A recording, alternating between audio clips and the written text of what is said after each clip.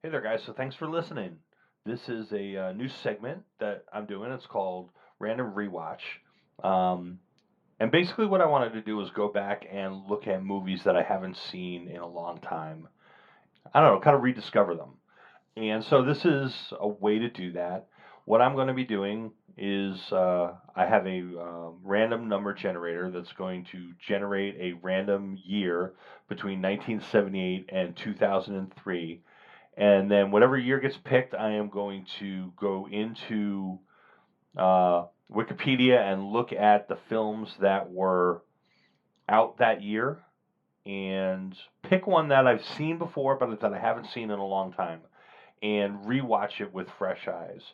Over the last 10 years or so, and especially over the last 5 or so years that Randall and I have been doing this podcast, I've taken a lot of time diving into movies and learning a lot about things like production and how stories are created and how movies are made.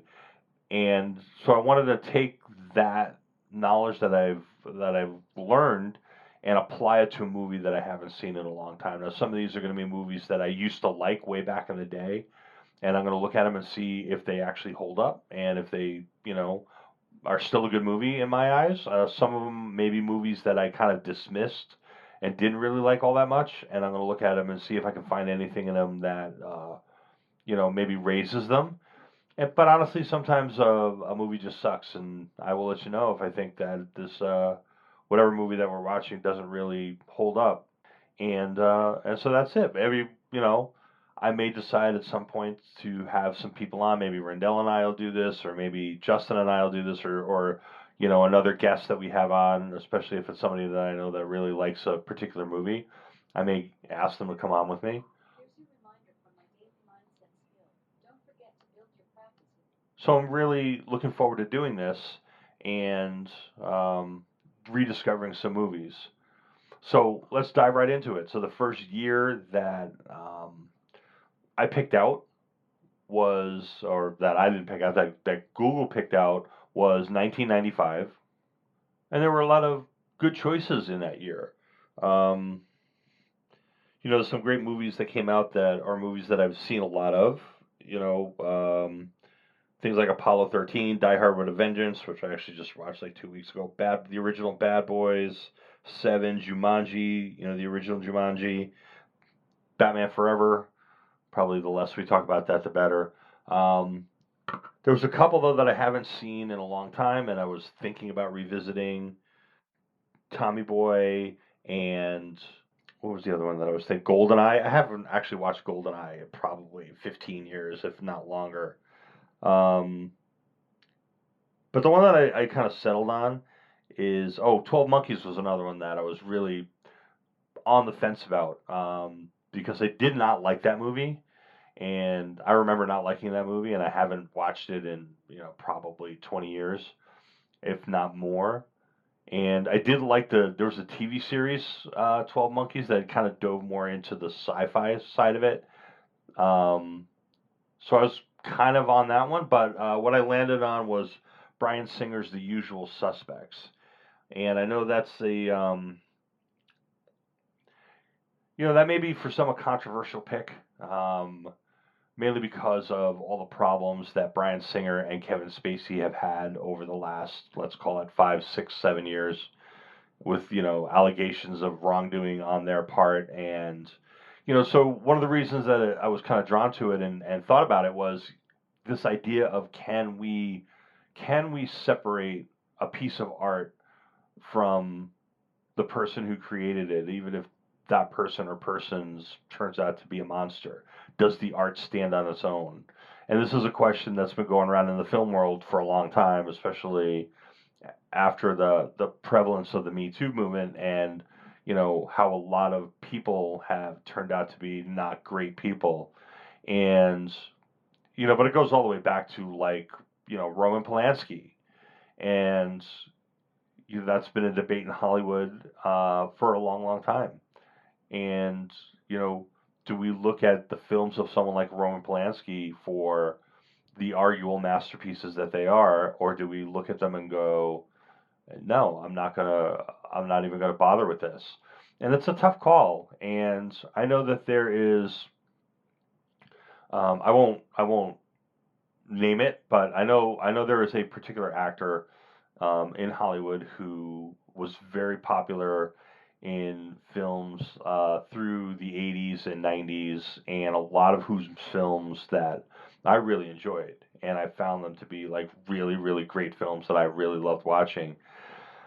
And then I had the occasion to personally witness this actor, this big actor, in person on several occasions in in a social setting or in restaurants, and this guy is an absolute piece of garbage and treats everyone around him, at least at that point, you know, treated everybody around him like they were basically subhuman. And that really tarnished this person's filmography for me. And I have a very difficult time going back to films that I used to love and enjoying them because I just know what's behind it.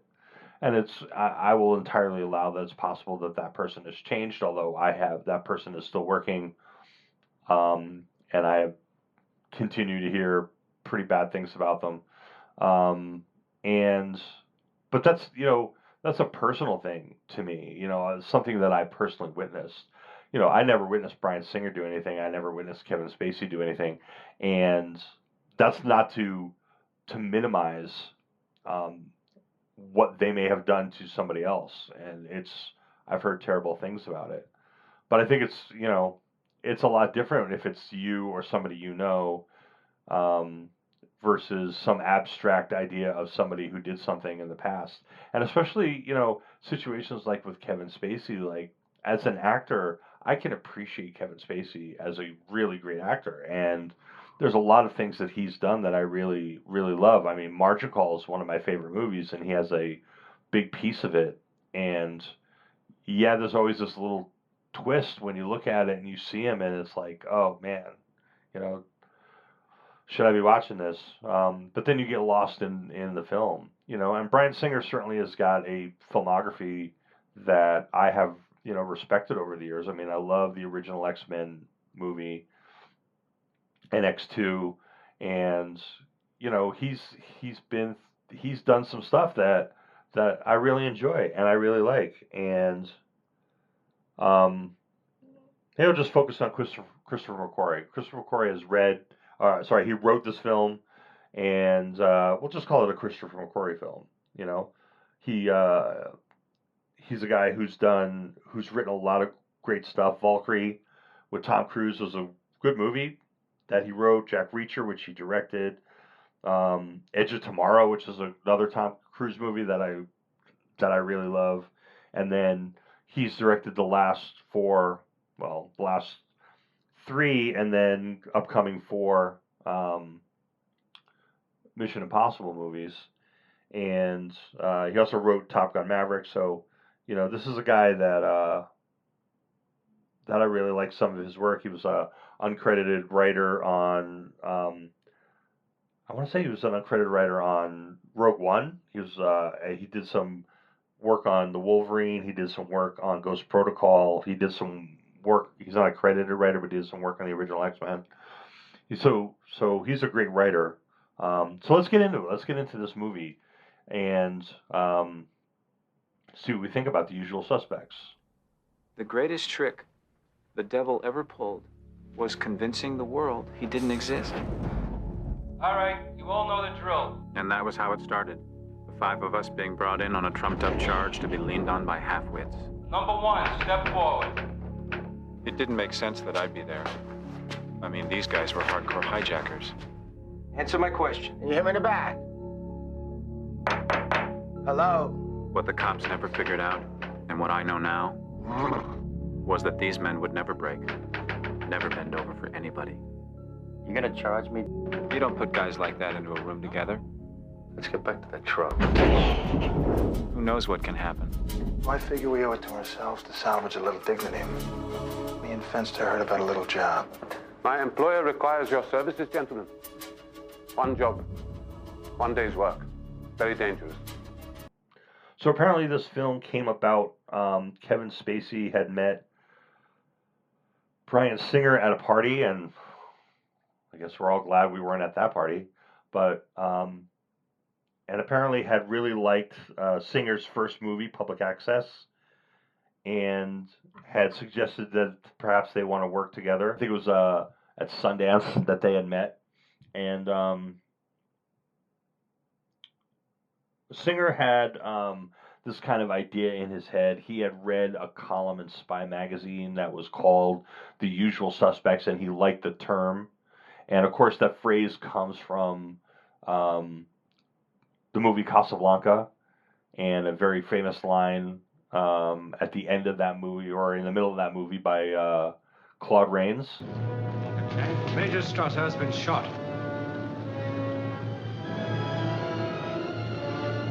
Round up the usual suspects. And so he started to build a story about that, and him and Macquarie came up with this idea. I guess Macquarie had another story that he was working on, or that he was kind of kicking around, about 5 criminals who come together, get called into the same police lineup, and then wind up going off and doing a job together. And they kind of combine the idea of that story with Bryan Singer's idea, title of The Usual Suspects, and I guess there was they rewrote the story like 9 times, and then they started shopping it around, and the idea of the main character Kaiser Soze came from a person in New Jersey who was an accountant in New Jersey. His name was John List, and he murdered his family and then disappeared, assuming a false identity, and became kind of an urban legend. And so they kind of put that into this movie as well. And of course, the whole, So if you've never seen this movie is basically about these 5 guys who come together. They are in a police lineup, and it talks about their interaction, and how they come to pull a job together. And it's told through the story. It's told through the viewpoint of Kevin Spacey's character. He plays a character named Verbal, because he talks a lot. Verbal Kent, and he is relaying the story to a police detective who is played by Chaz Palminteri, about a murder, about a boat that blew up, a freighter that blew up, and killed a bunch of people. And this takes place. The story is nonlinear. It takes place. There's a lot of time jumps. It takes place over a period of time, but it's told out of order. So there's a lot of flashbacks. There's a lot of jump aheads. There's some retellings of parts of stories from different points of view. And Verbal is telling Chaz Palminteri's character this story about how this happened, but then we go back and we see flashbacks about how things really happened versus how he's telling them. And the overarching theme about this is that there is this like kind of criminal mastermind, this legendary criminal mastermind named Kaiser Soze, who apparently killed his family and then disappeared, but then has been running things in the underworld for a long time. And each one of these 5 guys has unwittingly stolen from Kaiser Soze over the years, and now he is giving them the opportunity to make restitution by coming together and doing a job for him, where they are going to steal something from one of his rivals. That's basically kind of the plot of the movie. And this character of Kaiser Soze kind of hangs over the whole thing as being a very dangerous person, and somebody who could just reach out and kill them at the drop of a hat, or kill their families or whatever.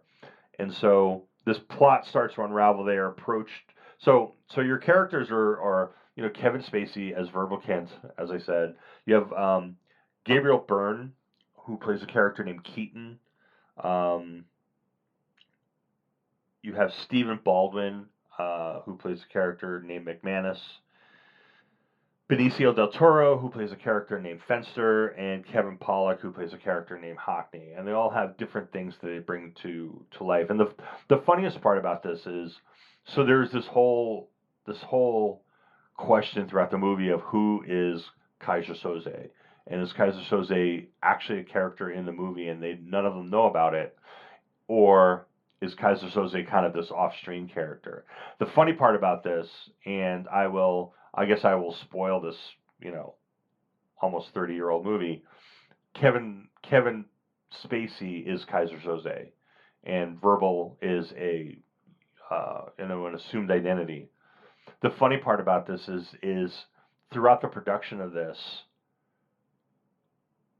most of the actors were convinced that it was Keaton, Gabriel Byrne's character. Even Gabriel Byrne was convinced that he was Kaiser Soze, and he only found out, I want to say at the premiere, that it wasn't him.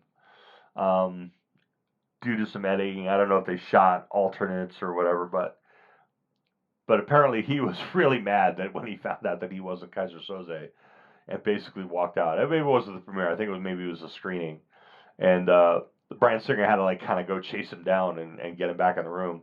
But yeah, so there's this whole question of like who is Kaiser Soze, and I will tell you that the reveal at the end of it is really kind of brilliant.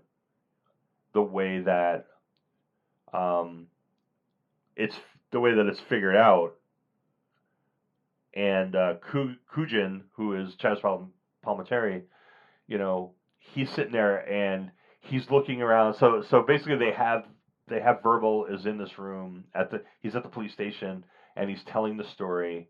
He's at Kujin's desk, and he's telling the story, and then they let him go, and Kujin starts looking around the room and seeing things like a name on a name on a calendar, or a book on a shelf, or the brand name of the coffee cup, and just all these little things, and realizing that these are all elements in the story that Verbal has just told him, and that he was literally making up the entire story as he went along, and that must mean that he's actually Kaiser Soze. And then he goes and he chases him out, and obviously he doesn't get him. He's already disappeared. Um, the interaction between these guys is actually really great, and there's one scene where they're all in a jail cell and they're just kind of getting to know each other and trying to figure out who's what. Um, Benicio del Toro, his character Fenster, I think he's the first one to get killed, and he realized when he took the role, he realized it was a really short role, so he like developed this verbal tick, um, the way that he spoke.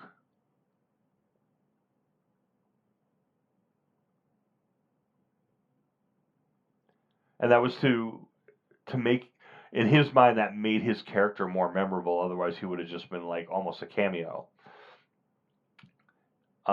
These are great actors. I mean, you've got 5 really great actors, 6 really great actors, who are in this, and it's really a big ensemble piece. It's really them all playing off of their strengths. Look, I understand. I think this movie has kind of maybe come down in a lot of people's minds, and probably in mine too. There was a period of time in, probably the mid 2000s where this thing was on TV all the time. Everybody was watching it. People were quoting it. And it was really held up to a big esteem as being like this really great movie. And then, the Bryan Singer allegations hit and the Kevin Spacey allegations hit, and they stopped putting it on TV all the time, and people stopped talking about it. And I think it's a good movie. I think it's a really tight screenplay. It's really well written. It's very well edited. Um, I don't even know who did the edit on it. Let me take a look. John Ottman. Okay, John Ottman did the edit on it. He did. He's worked with Singer before. He did a bunch of the X-Men. He did maybe all the X-Men movies. He won the Oscar for Bohemian Rhapsody. Yeah, so he's worked with Singer a lot. It's really well edited. And it's really, really well acted. These guys are at the top of their game. All of them. Yeah, Spacey, but all of them. Gabriel Byrne, even such a small part for Del Toro. These guys are all really, really, really good at what they're doing here. So yeah, I recommend this movie. If you haven't seen this movie in a while, I would give it a watch and take a look at it and see what you think about it. I thought it was really good. And I did enjoy rewatching it. Once you get past the scene with Kevin Spacey on screen, if you're aware of what's going on, and you just sink into his performance, he is amazing in this movie. He is really, really good in this film. And in fact, he won the Oscar for this. He won Best Supporting Actor. So, and I think Macquarie won for Best Screenplay, Best Original Screenplay, which I think he deserved. It's such a great screenplay. It's so tight. As far as reviews go on Rotten Tomatoes, this is holding 88% based on 81 reviews, which is pretty good. Their consensus is expertly shot and edited. The Usual Suspects gives the audience a simple plot and then piles on layers of deceit, twist, and violence before pulling the rug out from underneath. My go-to guy for my whole adult life in terms of reviews while he was alive, Roger Ebert, did not like this film. He gave it 1.5 stars. He said, to the degree that I do understand, I don't care. He thought the plot was kind of confusing and just took too much work to get into. I kind of disagree with Roger on that one.